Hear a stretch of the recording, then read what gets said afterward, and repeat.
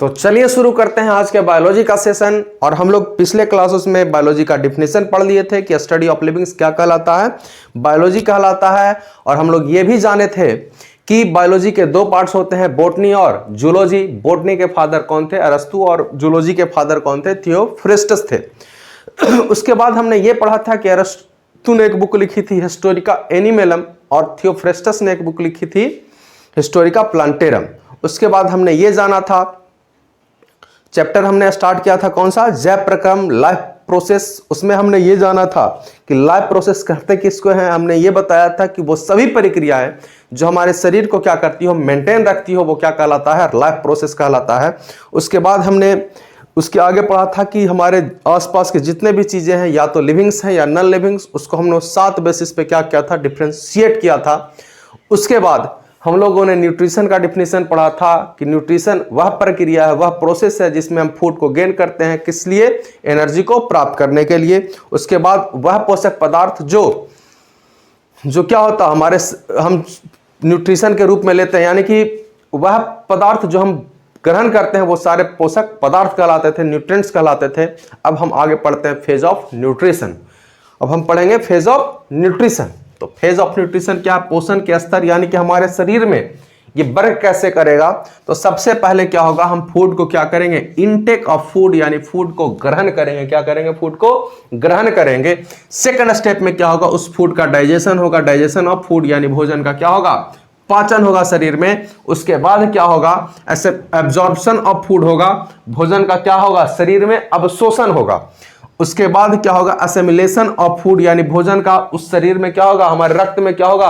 उस भोजन से जो न्यूट्रिएंट्स मिलेंगे वो क्या होंगे?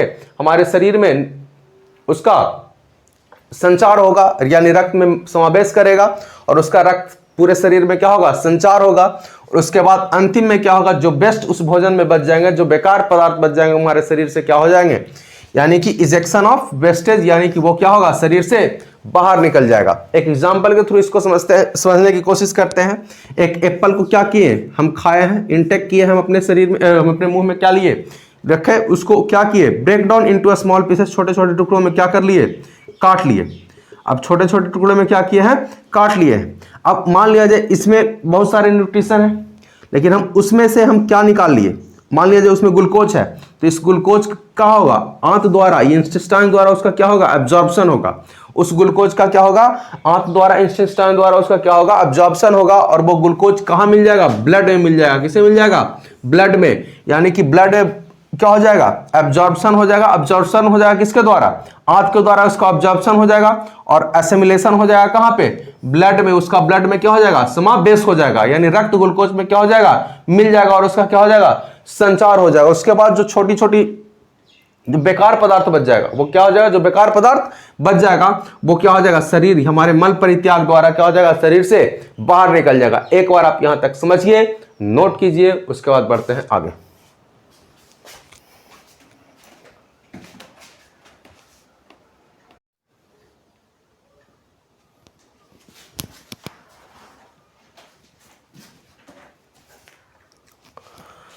तो चलिए, हम लोग फेज ऑफ न्यूट्रिशन पढ़ लिए। अब पढ़ते हैं आगे मोड ऑफ न्यूट्रिशन या टाइप्स ऑफ न्यूट्रिशन, जिसको बोल लीजिए पोषण का तरीका या पोषण के प्रकार। तो सबसे पहला जो तरीका पढ़ेंगे हम पढ़ेंगे वो कौन सा तरीका है? ऑटोट्रोपिक न्यूट्रिशन, स्वपोषी पोषण। कहता है livings which make, livings which make, यानी जीव जो बनाते हैं। क्या बनाते हैं? इट्स ओन फूड, अपना भोजन खुद बनाते हैं। Livings which make its own food, यानी कि लिविंग्स वो जीव जो अपना भोजन क्या करते हो? खुद बनाते हो। बाई किसके सहारा से? बाई फोटोसिंथेसिस, प्रकाश संश्लेषण की सहायता से। उसे हम ऑटोट्रॉप्स कहते हैं, स्वपोषी कहते हैं, स्वपोषी जीव कहते हैं। यानी कि वे जीव जो अपना भोजन क्या करते हो? खुद से बनाते हो। और किसके सहायता से बनाते हो? तो प्रकाश संश्लेषण की सहायता से बनाते हो। वो जीव क्या कहलाते हैं? ऑटोट्रॉप्स कहलाते हैं, स्वपोषी जीव कहलाते हैं। ठीक है।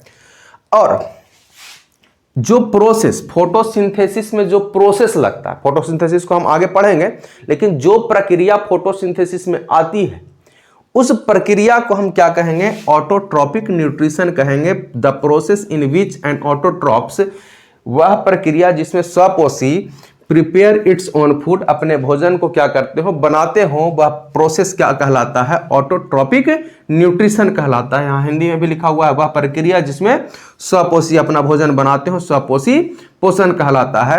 एग्जाम्पल के तौर पे आप देखिए ग्रीन प्लांट, सारे ग्रीन प्लांट क्या करते हैं? अपना भोजन खुद से बनाते हैं, प्रकाश संश्लेषण की सहायता से बनाते हैं। ये किसी पर डिपेंडेंट नहीं होते हैं, सिर्फ सनलाइट उनको चाहिए। और आगे पढ़ेंगे प्रकाश संश्लेषण में क्या क्या उनको चाहिए। दूसरा फोटोप्लैंक्टन है, यानी कि ये महासागरों की वनस्पति है। फोटोप्लैंक्टन क्या है? महासागरों की वनस्पति है, महासागरों की वनस्पति है। ठीक है, तो ये दो चीज ऐसे हैं जो अपना भोजन खुद से बनाते हैं, तो ये ऑटोट्रॉप्स हो गए, ऑटोट्रॉप्स हो गए यानी स्वपोषी जीव हो गए।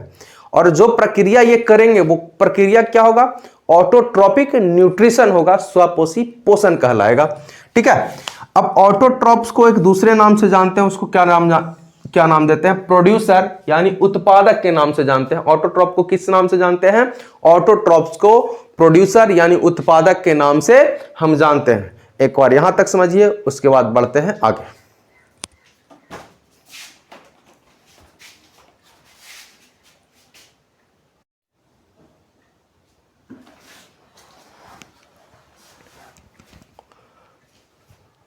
तो हम लोग अब बढ़ते हैं आगे। पहला हम लोग पढ़ लिए ऑटोट्रॉपिक न्यूट्रिशन, दूसरा पढ़ेंगे हेट्रोट्रॉपिक न्यूट्रिशन यानी कि विषम पोषी पोषण। देखिए हेट्रोट्रॉपिक दो वर्ड से बना है, हेट्रो और ट्रॉफी। हेट्रो का मतलब होता है बाय अनदर यानी दूसरे के द्वारा। ट्रॉफी का मतलब होता है न्यूट्रिशन यानी कि दूसरे के द्वारा क्या प्राप्त करता है? न्यूट्रिशन, यानी कि वे जीव जो अपने भोजन के लिए दूसरे जीवों पर निर्भर रहता है वो क्या कहलाता है? Heterotrophic nutrition. देखिए डिफिनीशन में लिखा हुआ है, livings which depends on another livings for nutrition is called heterotrophs. वे जीव जो अपना भोजन दूसरे जीवों पर डिपेंडेंट रह के प्राप्त करता हो, यानी कि वे जीव जो अपना भोजन किससे प्राप्त करता हो? दूसरे जीव से प्राप्त करता हो, वो क्या कहलाता है? हेट्रोट्रॉप्स कहलाते हैं। हेट्रोट्रॉप्स विषम पोषी जीव कहलाते हैं। ठीक है, अब जो प्रक्रिया देखिए यहां पे, the process in which N organisms depends on another organisms, वह प्रक्रिया जिसमें जीव अपने भोजन के लिए दूसरे पे क्या रहता हो? डिपेंडेंट रहता हो। भोजन के लिए क्या करता हो? दूसरे जीव पे डिपेंडेंट रहता हो, उसे क्या कहते हैं? हेट्रोट्रॉपिक न्यूट्रिशन कहते हैं। हेट्रोट्रॉपिक न्यूट्रिशन कहते हैं यानी विषम पोषी पोषण कहलाते हैं। ठीक है, आप समझे? हेट्रोट्रॉपिक न्यूट्रिशन क्या है? वे जीव जो अपने भोजन के लिए दूसरे जीव पे निर्भर रहता है वो क्या कहलाता है? हेट्रोट्रॉप्स कहलाते हैं, विषम पोषी जीव कहलाते हैं। और जो प्रक्रिया वो डिपेंडेंट रहने के लिए दूसरे जीव पर अपने भोजन के लिए निर्भर रहता है, अपने भोजन के लिए दूसरे जीव पे निर्भर रहता है, और उसमें जो प्रक्रियाएं सम्मिलित है ना, उसको को हम कहेंगे हेट्रोट्रॉपिक न्यूट्रिशन कहेंगे। बात समझ में आई? जैसे देखिए एग्जांपल के तौर पे ह्यूमन हम लोग हैं। ठीक है, ये क्या करता है? मैंगो खाता है, स्पेनिश खाता है, मुर्गा खाता है, मुर्गा चावल खाते हैं, चिकन खूब मजे से खाते हैं। तो ये सारे चीज हम किस पे डिपेंडेंट है? दूसरे पे डिपेंडेंट है। तो ये क्या कहलाएंगे? हम लोग क्या कहेंगे? हेट्रोट्रॉप्स कहलाएंगे। और जो प्रक्रिया सम्मिलित है, डिपेंड रहने के लिए जो भी प्रक्रियाएं सम्मिलित है वो हेट्रोट्रॉपिक न्यूट्रिशन कहलाएंगे। ठीक है, टाइगर क्या करता है? डियर खाता है, कैट खाता है, गोट खाता है, अपने से छोटे छोटे जीव को क्या करता है? जंगल में खा जाता है ना, तो खा जाता है। तो ये भी क्या हो गया? हेट्रोट्रॉप्स हो गए। और जो प्रक्रिया सम्मिलित होगा वो क्या कहलाएगा? हेट्रोट्रॉपिक न्यूट्रिशन कहलाएगा। ठीक है, यहां तक समझिए। इसके बाद हेट्रोट्रॉपिक के 3 टाइप्स पढ़ेंगे। ठीक है, एक बार यहां तक आप नोट कीजिए, अच्छे से समझिए।